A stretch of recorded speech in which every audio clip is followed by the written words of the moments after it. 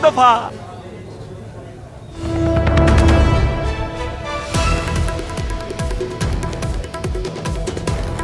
और इस वक्त की अहम खबर आपको दे दें, महाराष्ट्र असेंबली के बाहर ओबीसी रिजर्वेशन को लेकर एहतजाज देखा जा रहा है। मुजाहिरीन ने सड़क जाम कर दी। वंचित बहुजन अघाड़ी के कारकुनों और पुलिस में झड़प की भी खबरें हैं।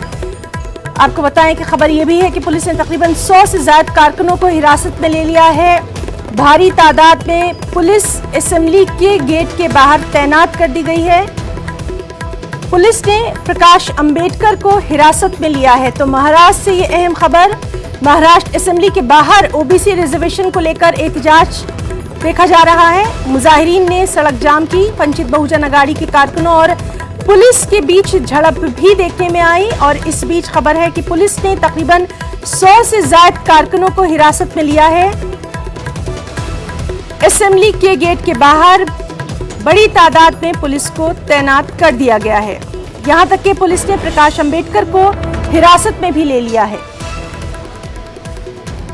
तो बेहद अहम खबर, लगातार रिजर्वेशन के मामले पर हम देख रहे हैं कि महाराष्ट्र की जो असेंबली है उसमें कहीं ना कहीं हंगामा आराई देखने में आ रही है।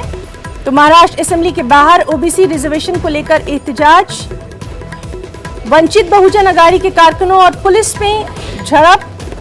अभी तक की जो इत्तलात है उसके मुताबिक पुलिस ने तकरीबन 100 से ज्यादा कारकुनों को हिरासत में लिया है, जिसमें प्रकाश अंबेडकर को भी पुलिस ने हिरासत में लिया है। और बड़ी तादाद में असेंबली के गेट के बाहर पुलिस को तैनात कर दिया गया है।